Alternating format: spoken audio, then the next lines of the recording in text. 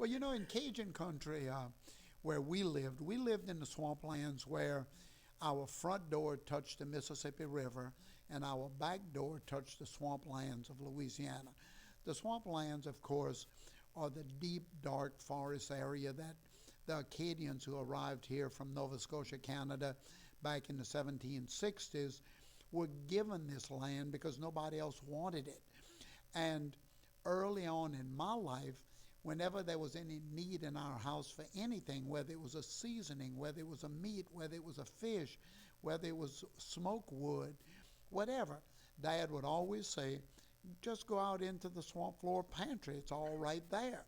And, uh, and that resonated with us through life because it was true. Every single thing that we needed to survive in the swamps of Louisiana, whether it was the pelt of animals that we could sell for fur. My dad would always say if we killed an animal and sold its fur, we ate the animal. And that was a product of the swamp floor pantry. We had no stores. We had no transportation. The language was French. Even though we were 70 miles from New Orleans, we were a moonshot away from civilization.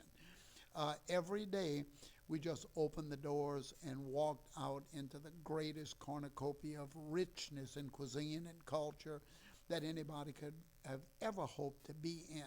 So I consider it a great gift to be there.